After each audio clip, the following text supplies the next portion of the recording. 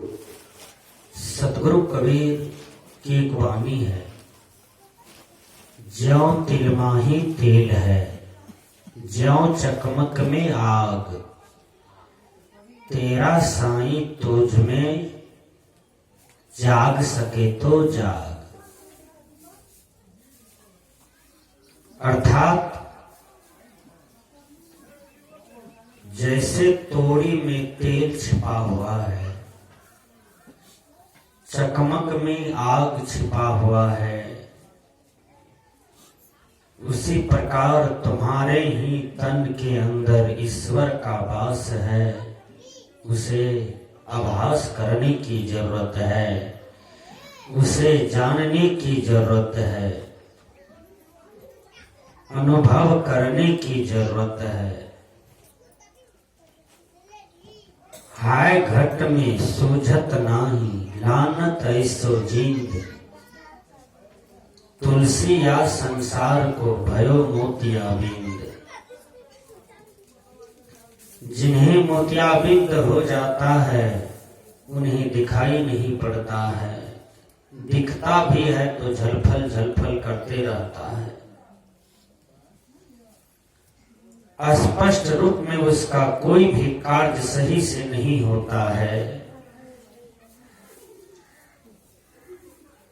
घट के अंदर में ईश्वर का वास है, ईश्वर कहीं बाहर नहीं है। जो बाहर बताते हैं वो अंधे गुरु हैं,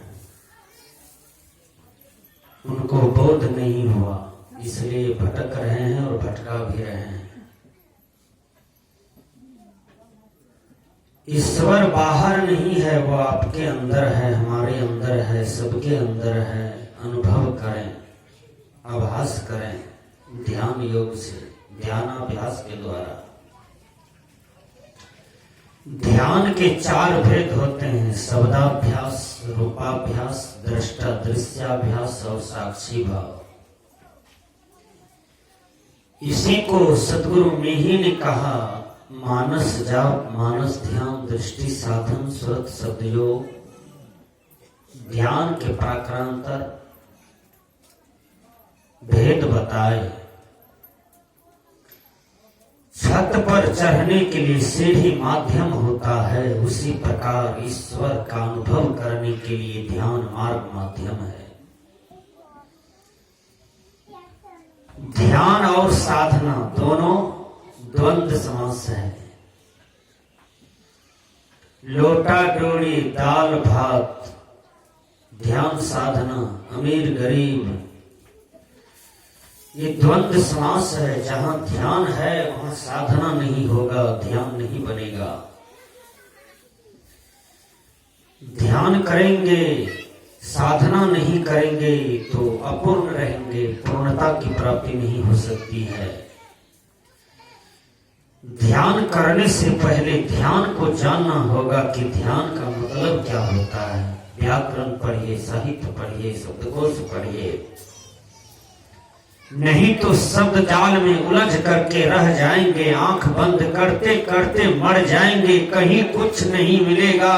रात दिन भगवान भगवान बोलते रह जाएंगे, कभी भगवान दिखाई नहीं पड़ेगा, कभी भगवान नहीं मिलेंगे। अपने ही घट में हरि पाएगा, ढूंढेंगे तो मिल जाएगा,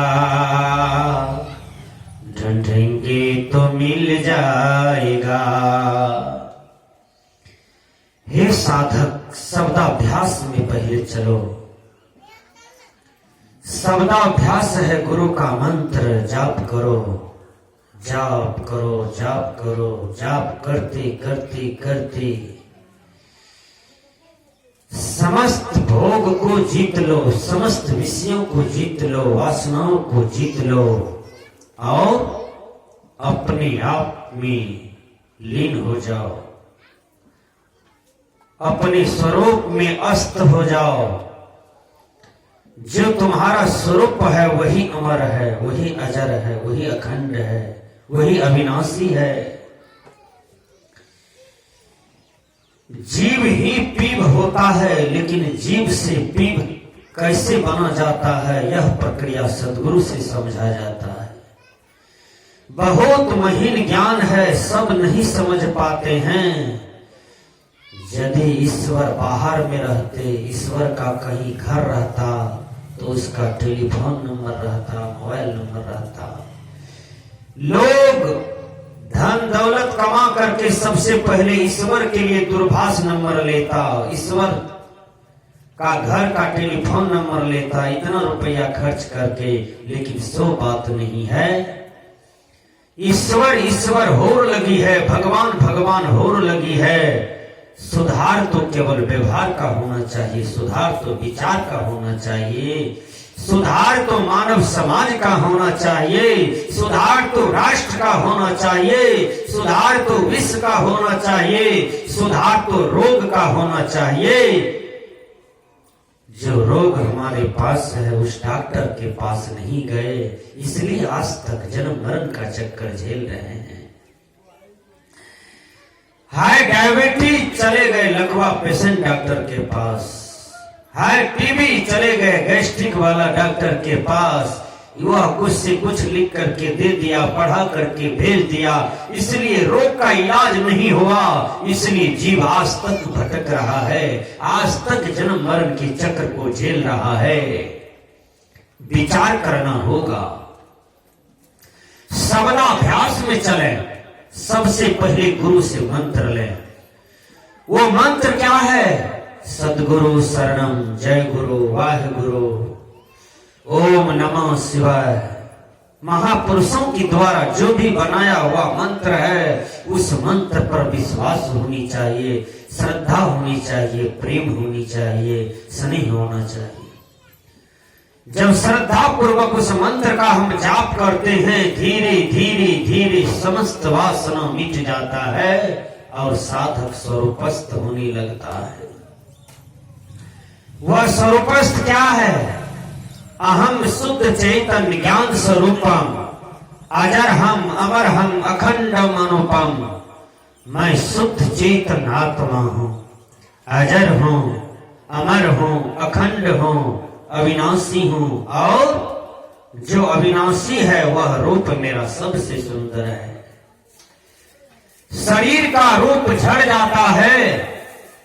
जो लड़का देखने में सुंदर है, वो लड़का जब बूढ़ा होता है तो नाक टेढ़ी हो जाती है, आंख में कांची बहुत आता है, आंख में मोतियाबिंद आ जाता है, आंख अंधा हो जाता है, जिह्वा स्वाद छोड़ देता है, दांत टूट करके तीरथ करने चली जाती है, गाल चुटक जाता है, चमड़ी पकाया हुआ टमाटर की तरह हो जाता है, हड्डी कमजोर हो जाता है। ये शरीर का रूप झड़ जाता है।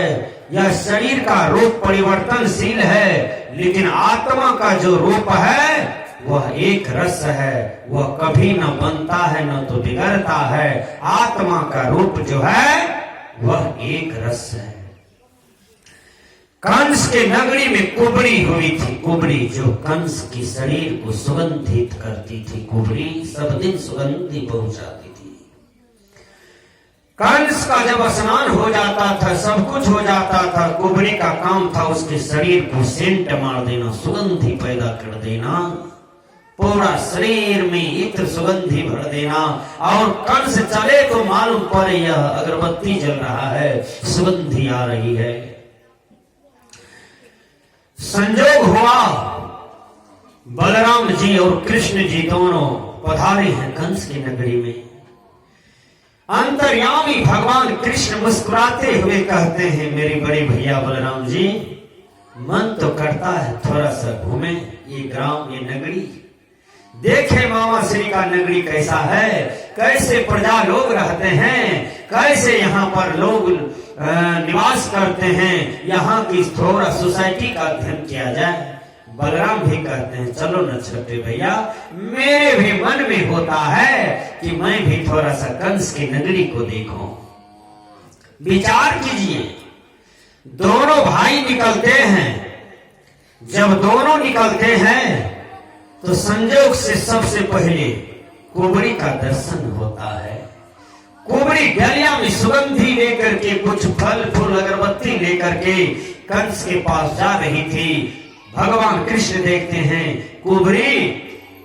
कुबड़ी का रूप भी देखने में गड़बड़ और शरीर का भी कुबर, एकदम धनुष के तरह शरीर है और इतना बड़ा कुबर था पीठ में। सब दिन उसको कंस की नगरी में कुबड़ी कुबड़ी कुबड़ी कुबड़ी कह के लोग पुकारा था। लेकिन भगवान कृष्ण जब कुबड़ी पर दृष्टि डालते हैं तो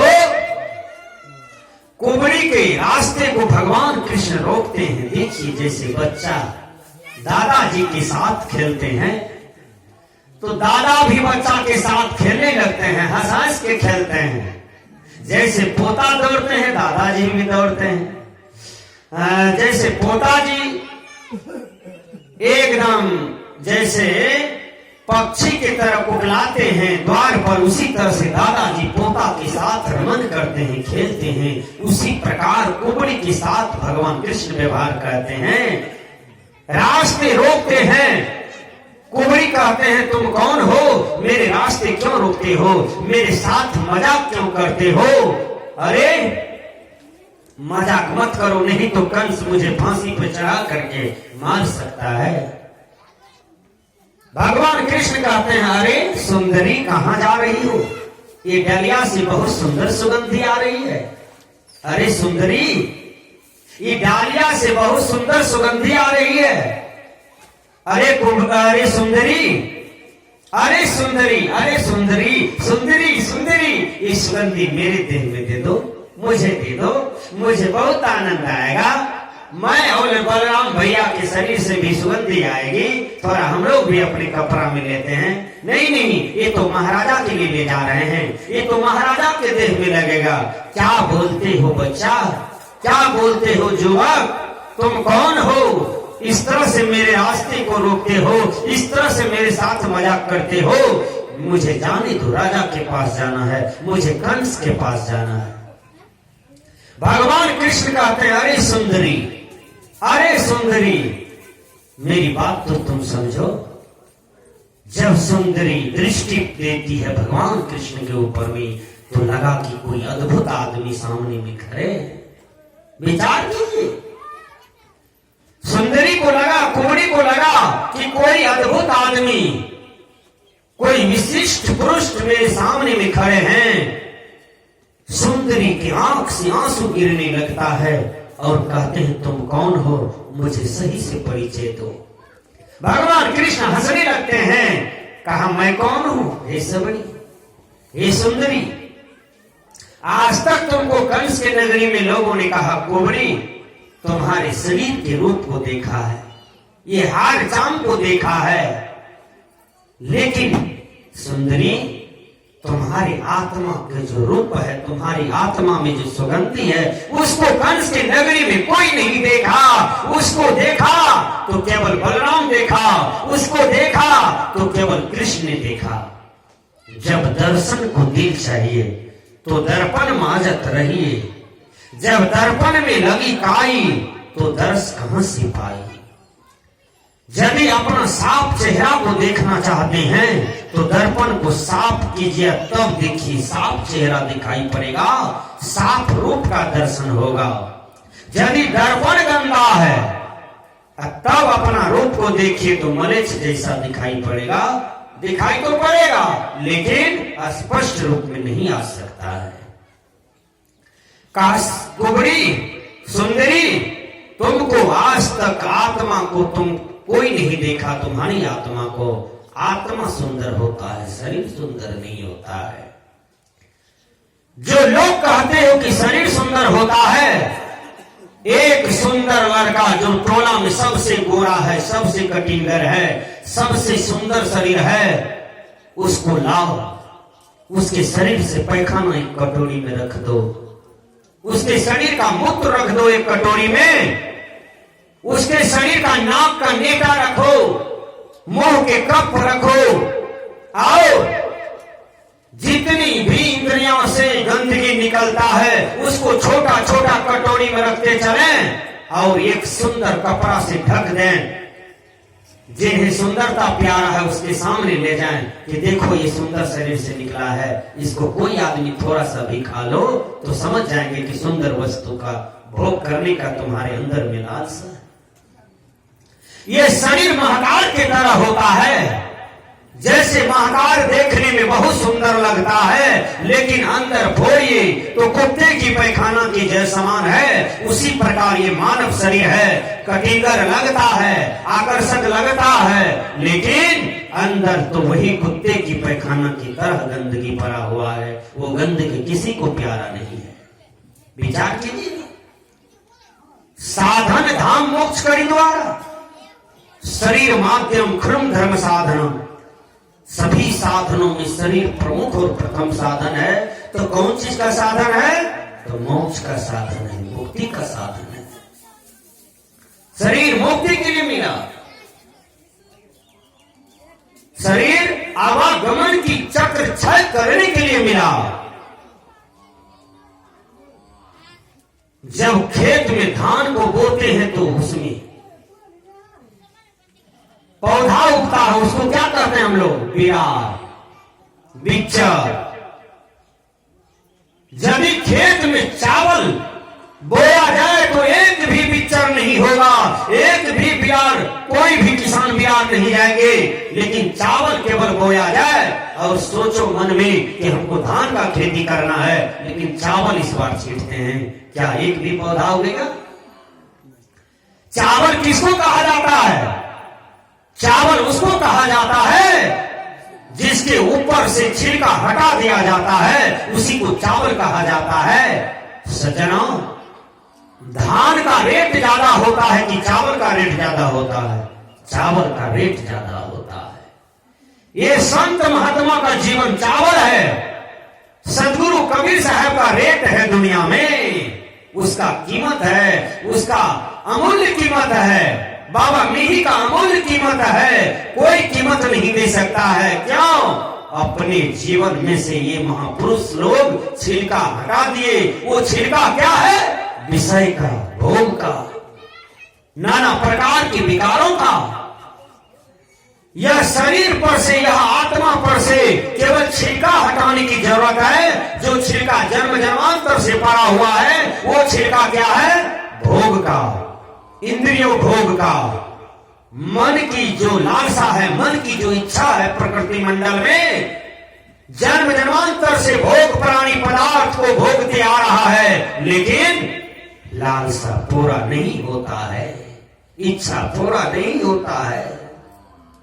सदगुरु कबीर कहते हैं, चाह मिटी चिंता गई, मनवा बेपरवाह, जाको कछो न चाहिए, सोई सहनपति साह। हमने कहा शब्दाभ्यास, ऐसे पूर्ण सदगुरु के पास जाएं जिन्हें पूर्ण जानकारी हो। वह सदगुरु का लक्षण क्या है, व्यवहार क्या है, पहचान क्या है। रामायण ने कहा, गुरु गुरु कही सब विश्व पुकारे, गुरु सोई जो भरम विचारे। बहुत गुरु हैं अस जग माही, हरे द्रव्य भव दुख को नाही। तासे प्रथम परीक्षा कीजिए, पीछे शिष्य है दीक्षा लीजिए। पहले गुरु की परीक्षा हो, नहीं तो बाद में आपका जीवन में पछताने का सिवा कुछ नहीं रहेगा। जिसने आसाराम से दीक्षा लिया, आसाराम के कैलेंडर को जला करके राख कर दिया और दूसरा गुरु करना पड़ा। विचार कर लीजिएगा, वो गुरु बड़ा नहीं होता है। जिसके पास करोड़ों आदमी दीक्षा लेते हैं, वही सब तो धरा धरा करके जेल चला गया। अंधा नगरी चौपट राजा, एक भेड़िया यदि कह दिया ये गुरु बढ़िया है, तो सारे भेड़िया जाकर के फूल लो, कंठी लो, माला लो।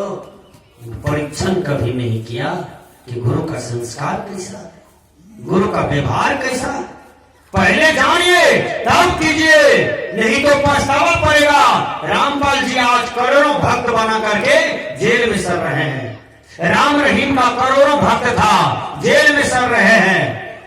कितने धरा करके जेल में रट गिनता है। गुरु वो बड़ा नहीं होता है जिसको करोड़ों अनुयायी हो, जिसको लाखों माला पहनाया जाता है, जो हवाई प्लेन से उतरता है वो गुरु बड़ा नहीं होता है। हो सकता है उसमें अनेक प्रकार की खामियां होगा, लेकिन पैसा के बल पर ढका रहता है। इतना स्पष्ट में कबीर विचार छोड़कर के आपको कोई नहीं बता पाएगा। मैं आपको सही कर रहा हूं। आनर गुरु बहिर चला, दोनों नरक में ठेलम ठेला। गुरु के समर्थन करने वाले को मैंने देखा है, पंथ को समर्थन करने वाले को देखा, ये हमर बाबा वो तो हर बाबा को समर्थन करने वाले को देखा, लेकिन जो नीच है, जो सही है, जो सत्य है, उसका समर्थन करने वाले बहुत कम को मैंने देखा। विचार कीजिएगा, सत्य बोलिए, सत्य पर चलिए, सत्य का परीक्षण कीजिए, सत्य का निरीक्षण कीजिए। बाइबल ने कहा truth is God and God is truth, अर्थात सच ही परमात्मा है और परमात्मा ही सच है। इसलिए कोई पंथाई में लटक करके न रहे। पंथ काम नहीं देता है, काम देता है तो आपको ध्यान काम देगा, साधना काम देगा, आपका कर्म काम देगा। कोई गुरु आपको नहीं बचाएंगे।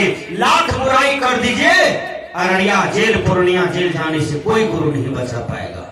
विचार कर लीजिए, आपके कर्म ही आपके रक्षक होते हैं, आपके कर्म ही आपका उद्धारक होते हैं, आपके कर्म ही आपका भवपारक होता है।